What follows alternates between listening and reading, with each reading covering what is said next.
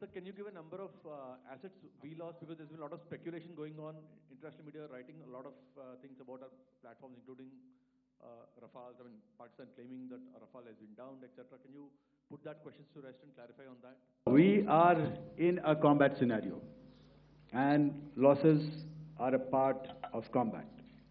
The question that you must ask us, okay, and indeed that we must ask ourselves, you inclusive, is have we achieved our objectives?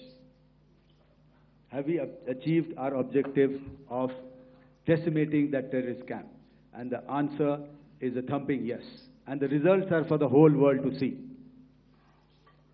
As for the details, what could have been, how many numbers, which platform did we lose?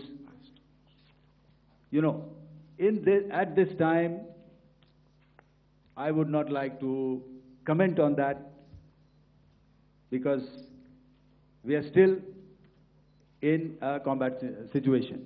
And if I comment on anything, it will only be advantage adversary.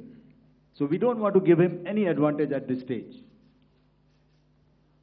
All I can say is that we have achieved our objectives that we selected, and all our pilots are back home.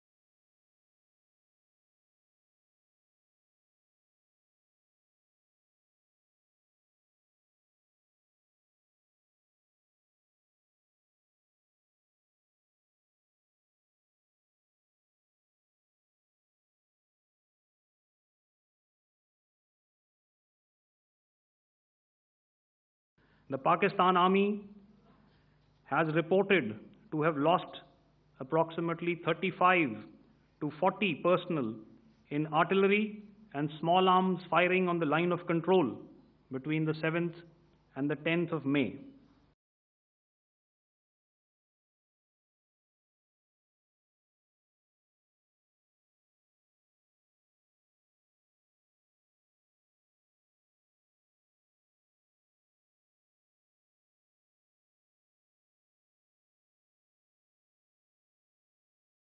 My communication with the Pak DGMO was conducted at 15:35 hours yesterday and resulted in cessation of cross-border firing and air intrusions by either side with effect from 1700 hours 10th of May, after he proposed that we cease hostilities.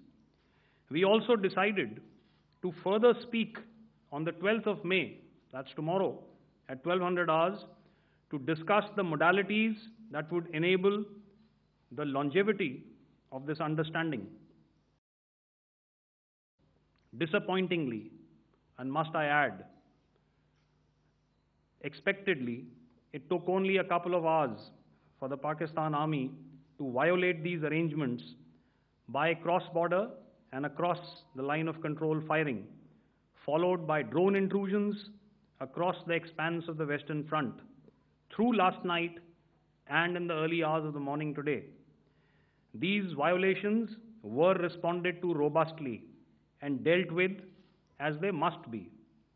We have earlier today sent another hotline message to my counterpart highlighting these violations of the understanding between the DGMOs on the 10th of May and our firm and clear intent to respond to these fiercely and punitively, if repeated tonight, subsequently, or later. In the aftermath of the cowardly attacks on innocent tourists at Pahalgam in Jammu and Kashmir by Pakistani-sponsored terrorists on 22nd April, the Indian Navy's Carrier Battle Group surface forces, submarines, and aviation assets were immediately deployed at sea with full combat readiness in concert with the Joint Operation Plan of the Indian Defence Forces. You may be aware that we tested and refined tactics and procedures at sea during multiple weapon firings in the Arabian Sea within 96 hours of the terrorist attack.